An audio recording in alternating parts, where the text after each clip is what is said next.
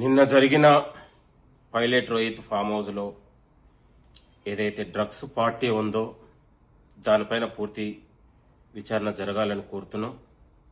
అదేవిధంగా ముఖ్యమంత్రి గారు 27 నెలలుగా తెలంగాణ రాష్ట్రంలో ఫ్రీ డ్రగ్స్ రహిత నగరంగా ఇవాళ అనేక మంది యువత డ్రగ్స్కు బానిసై ఇవాళ వాళ్ళ జీవితాలకు విముక్తి కలిగించడానికి నగరంలో డ్రగ్స్ లేని నగరంగా ఏర్పాటు చేస్తూ ఒక ఈగల్ టీంని చేస్తూ ఒక భారతదేశంలోనే హైదరాబాదులో డ్రగ్స్ రహిత నగరంగా తయారు చేసినటువంటి ఘనత ముఖ్యమంత్రి రేవంత్ రెడ్డి గారికి దక్కింది.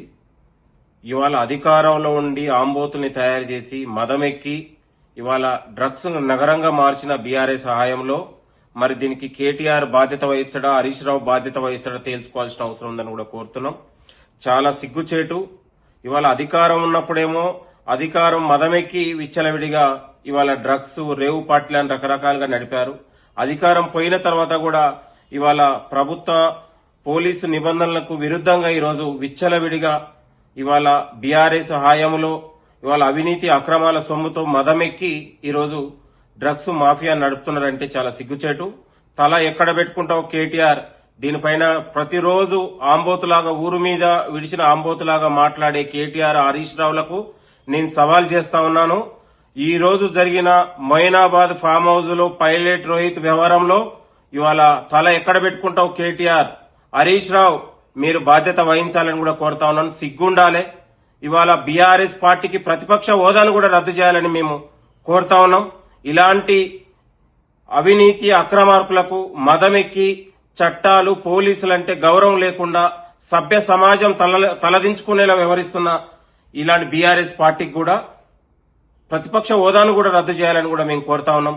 దీనిపైన కేటీఆర్ వివరణ ఇవ్వాలి, దీని బాధ్యత తీసుకోవాలని కూడా మేము కేటీఆర్ కు మరొకసారి హెచ్చరిస్తా ఉన్నాం.